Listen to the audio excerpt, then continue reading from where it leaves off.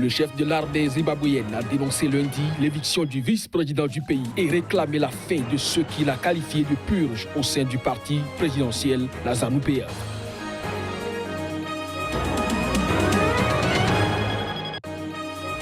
Les opérations de dépouillement des bulletins de vote étaient en cours mardi au lendemain de la présidentielle au Somaliland. Les résultats pourront prendre plusieurs jours.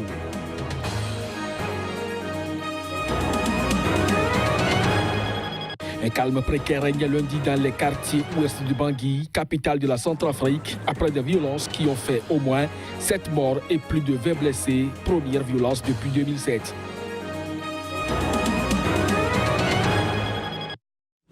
Bonsoir à tous, vous êtes sur Sika, bienvenue dans cette édition. Au Zimbabwe, le chef de l'armée a dénoncé l'éviction d'Emerson Mnangagwa, le vice-président du pays, et réclamé également la fin de ce qu'il a qualifié de purge au sein du parti présidentiel. La ZANU-PF, Constantino Chiwenga, a également prévenu que l'armée pourrait intervenir à tout moment. La purge actuelle qui vise clairement les membres du parti ZANU-PF qui ont été engagés dans la guerre d'indépendance doit cesser immédiatement. C'est en ces termes que s'est prononcé le général Constantino Chiwenga lors d'une conférence de presse au quartier général de l'armée zimbabwéenne. Le chef de l'armée a martelé que lorsqu'il s'agit de protéger la révolution zimbabwéenne, l'armée n'hésitera pas à intervenir. Cette déclaration particulièrement forte et rare du général Chiwenga intervient alors qu'Emerson Mnangagwa a quitté le Zimbabwe pour l'Afrique du Sud. Emerson Mnangagwa, longtemps pressenti comme un possible dauphin du président Robert Mugabe, dont il est un de ses anciens fidèles, a été démis de ses fonctions de vice-président la semaine dernière après un bras de fer avec la première dame Grace Mugabe, qui se retrouve désormais en position idéale pour succéder à son mari. Emerson Mnangagwa, qui a reçu le soutien des anciens combattants de la guerre d'indépendance au Zimbabwe, entretient des liens étroits avec les militaires. Après son éviction, il avait promis de défier Robert et Grace Mugabe, les accusant de se prendre pour des demi-dieux.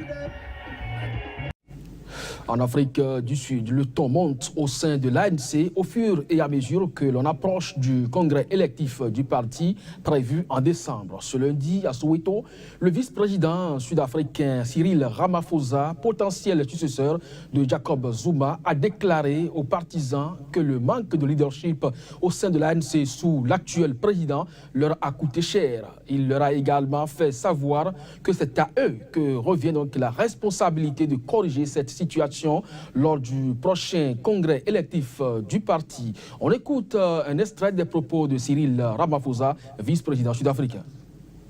We ourselves must also acknowledge that Nous devons également reconnaître que notre capacité à surmonter ces défis a été minée au cours de la dernière décennie par l'échec du leadership et des priorités mal visées. C'est une réalité que nous, le Congrès national africain, devons reconnaître. Mais c'est aussi quelque chose que nous devons corriger.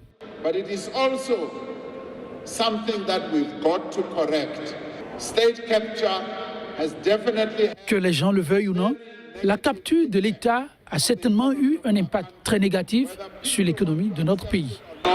It has. As we move forward, as you, as the delegates that... Au fur et à mesure que l'on avance, vous, en tant que délégué qui assisterez à la conférence de l'ANC, vous devez vous concentrer sur le leadership dont vous savez qu'il sera responsable devant la population de notre pays.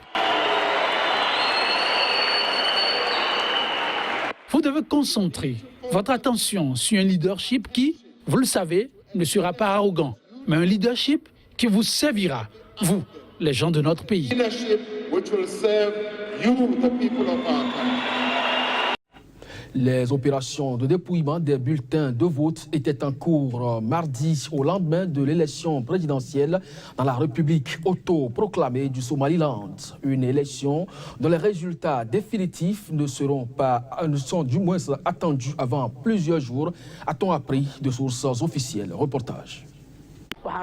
Les quelques 4 millions d'habitants de cette république semi-désertique, stratégiquement située sur le golfe d'Aden, espèrent que cette troisième élection démocratique depuis la déclaration d'indépendance du reste de la Somalie en 1991 renforcera leur quête de reconnaissance internationale. Le décompte pourrait prendre plusieurs jours et le résultat pourrait être annoncé entre le 16 et le 18 novembre, a déclaré à la presse le président de la commission électorale, Abdikadir Iman Warseme. Aucun incident n'a été rapporté lundi lors du scrutin où quelques 700 000 électeurs étaient appelés à départager au suffrage universel 3 candidats, excepté le président sortant qui a refusé de se représenter. Situé dans le nord de la Somalie, ce territoire se distingue du reste du pays par sa stabilité et une composition clanique plus homogène. Mais le Somaliland n'est officiellement reconnu par aucun pays et est toujours considéré par la communauté internationale comme une partie intégrante de la Somalie. Les élections sont censées se dérouler tous les 5 ans, mais la sécheresse et des contingences techniques avaient conduit à un report de 2 ans du scrutin. Ancienne Somalie britannique, la Somaliland a fusionné avec l'ancienne Somalie italienne à l'indépendance du pays en 1960. Puis, il a fait sécession et s'est autoproclamé indépendant en 1991. En Centrafrique, ce calme précaire a régné lundi dans les quartiers ouest de la capitale Bangui après des violences qui ont fait au moins 8 morts et plusieurs vingtaines de blessés le week-end dernier en fait. Il s'agit des premières violences significatives dans ce pays depuis le début de l'année 2017. Un fort déploiement de la mission de paix de l'ONU en République centrafricaine MINUSCA ainsi que des forces de sécurité centrafricaines étaient visibles lundi aux abords du quartier PK5, quartier musulman épicentre des violences communautaires à Bangui ces dernières années. Des patrouilles de milices autoproclamées d'autodéfense du quartier ont été également enregistrées. La situation était calme lundi à Bangui après les violences du week-end. Mais tous les commerces du PK5 sont restés fermés, les écoles aussi, et la circulation était presque inexistante.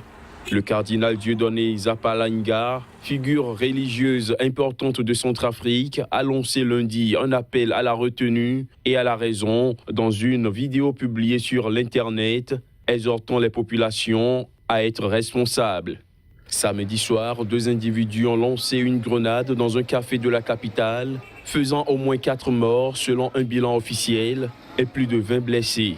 Dimanche matin, les corps de 3 jeunes hommes ont été amenés à la morgue de la mosquée locale Ali Babolo.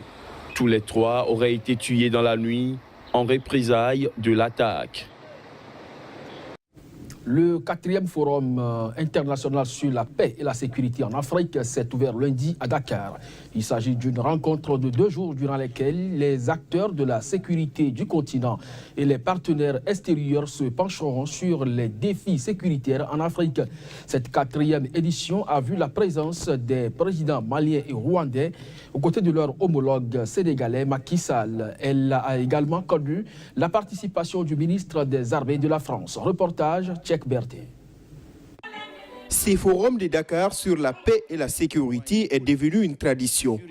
Une tradition pour parler du terrorisme, de l'extrémisme violent, mais surtout de la réflexion stratégique sur la réponse à apporter à ces menaces. Lors de la cérémonie d'ouverture de cette 4e édition, le président sénégalais Macky Sall s'est exprimé en présence de ses homologues maliens et rwandais. Pour Macky Sall, face au terrorisme, la réponse militaire est vitale. Pour que la riposte sur le terrain soit efficace et cohérente, il faut des forces de défense et de sécurité suffisamment formées et entraînées, suffisamment équipées et dotées de mandats clairs et robustes. L'heure me semble venue de repenser sérieusement la doctrine du maintien de la paix du système des Nations Unies. L'enjeu de ces forums, c'est l'urgence pour le continent d'assurer sa propre sécurité, autrement dit, trouver des solutions africaines à des problèmes africains. La lutte contre le terrorisme ne doit pas seulement une lutte sécuritaire, une lutte militaire. Il y a d'autres aspects que nous, Africains, nous devrons regarder en face, à savoir que nous devrons améliorer notre bonne gouvernance, nous devrons plutôt créer plus de développement dans ces régions et nous devrons être sensibles aussi à la question des droits de l'homme. La 4e édition de ce forum de Dakar sur la paix et la sécurité est placée sous le thème « Défis sécuritaires actuels en Afrique pour des solutions intégrées ». Il est désormais le Davos de la sécurité en Afrique. Durant 2 jours, des discussions informelles, mais aussi des rencontres des couloirs auront lieu. En revanche, aucune décision importante sur les différentes crises en Afrique ne sera prise, mais des échanges auront lieu sur les dossiers chauds du continent, notamment le financement du G5 Sahel. Au BD, la communauté Khola entend prendre en main son développement en mettant en place l'Union des fils et filles Khola pour le développement UFED. Elle veut contribuer à la sauvegarde de la langue Khola en voie de disparition. Adrien Dossou et Corneille Wessou, respectivement président du comité d'organisation et représentant de la diaspora au sein de l'organisation pour plus de précision. Nous voulons sauvegarder notre langue qui est pratiquement en voie de disparition. Parce qu'on a remarqué que même nos enfants ne parlent plus la langue. C'est pratiquement les aînés qui continuent encore de parler cette langue. Et vous savez, celui qui a perdu sa culture a perdu complètement son identité. Et tout ce qui concerne nos réalités culturelles, nous voulons également ressusciter cela. Et œuvrer pour la paix, œuvrer pour la solidarité afin d'aboutir au développement. Parce qu'il y a plein de Khola et Setor qui sont de partout dans le monde.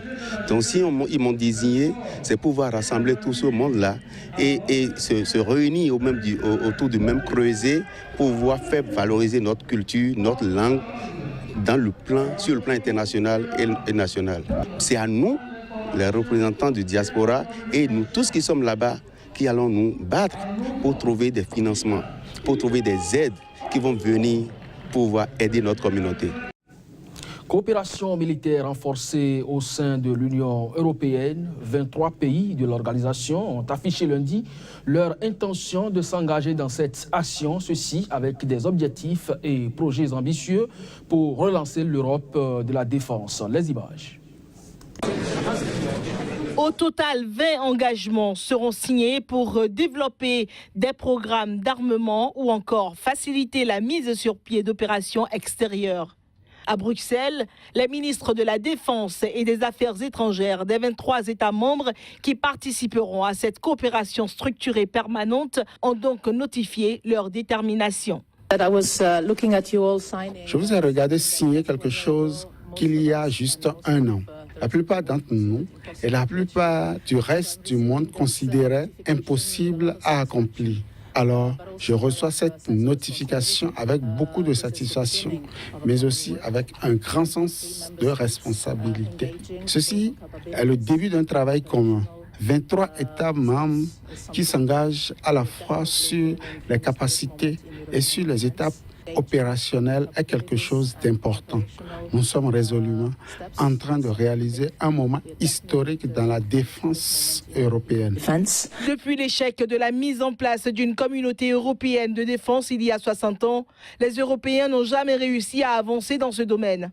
Mais une succession de crises depuis 2014, dont l'annexion de la Crimée par la Russie, le conflit dans l'est de l'Ukraine, la vague de réfugiés, puis le vote du Brexit et l'arrivée au pouvoir de Donald Trump ont changé la donne. Voilà, c'est sur cette note que nous refermons cette édition. Merci à vous de l'avoir suivi. L'information se poursuit sur SICA. À très bientôt.